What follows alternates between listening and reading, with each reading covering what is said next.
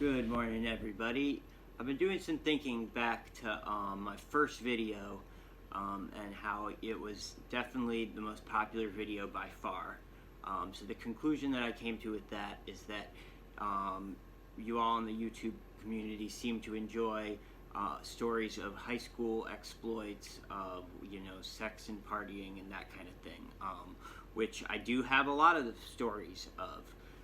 And those do tend to be pretty good stories, I think. I think a lot of, especially us in the rock and roll community, strive to be as we were as teenagers, because like teenagers just are the craziest. They say that they're clinically insane, with all those hormones running rampant. It leads to some sometimes not the best judgment, but I think it's people are most unabashedly themselves in those years, and tends to lead to some crazy shit. I probably have some more international stories like those ones in the first video, but today I'm going to be focusing on some Myspace stories, and that is a phenomenon that I believe most of you probably know about, if you weren't born yesterday at least.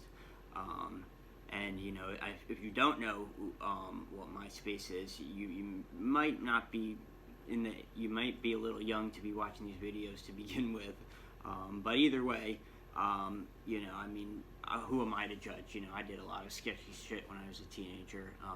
Myspace was a community that basically began social media, or was one of the early contenders. Tom and his army of friends, but that was where I think some of the early, like, very more ridiculous sex encounters that I had were on Myspace.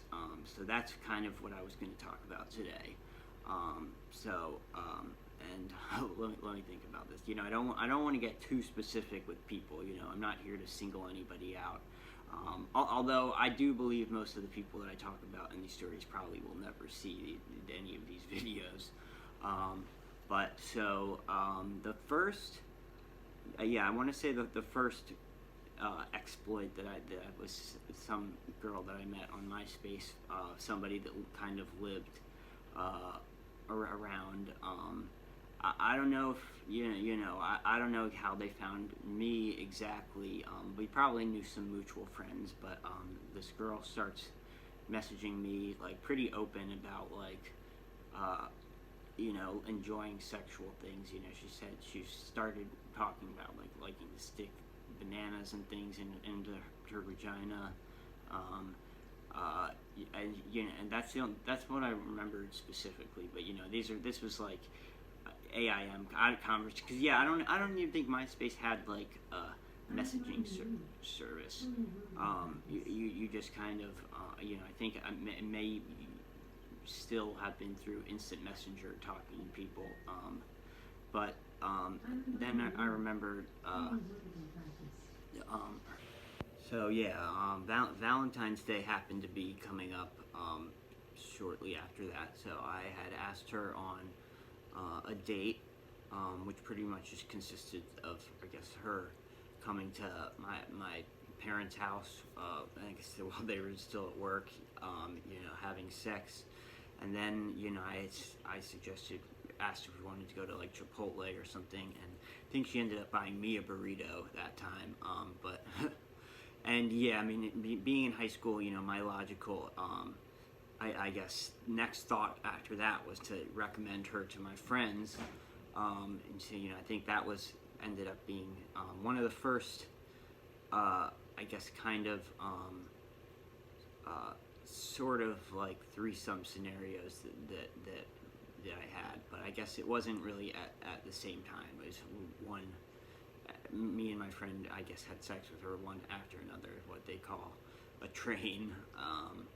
That was one encounter, and then in return, my friend had recommended somebody that he had met on MySpace back to me, and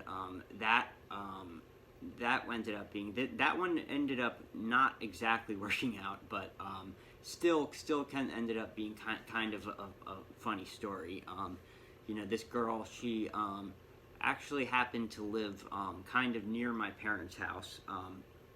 So like I talked to her online, and we discussed meeting up one night, like after our parents had gone to sleep.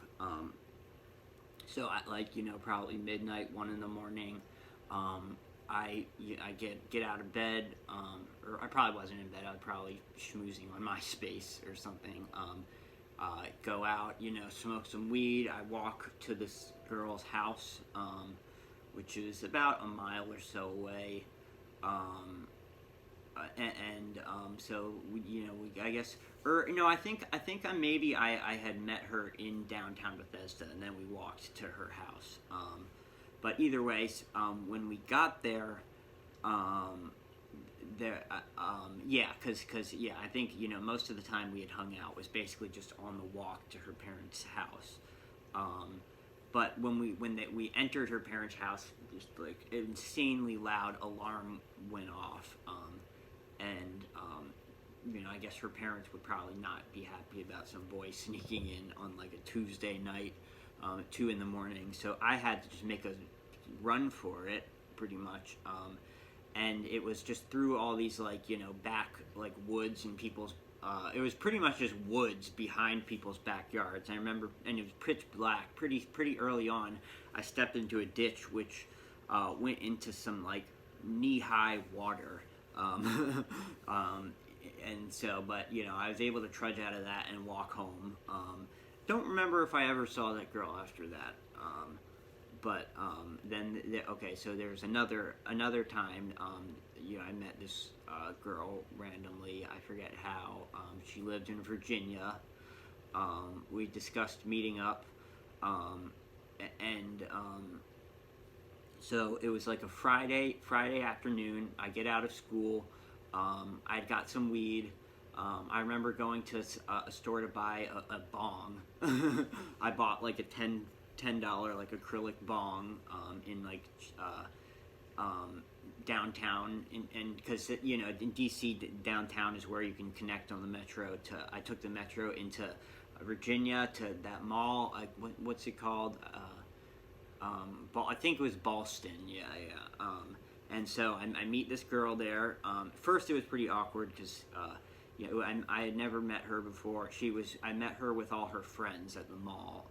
So I guess they were still in their kind of mall rat phase, where we went to the mall and she just have groups of friends there. I didn't know any of them, but I just we hung out. After that, eventually we decided to take off from the mall. I was like, "Do you want to get some beer or something?"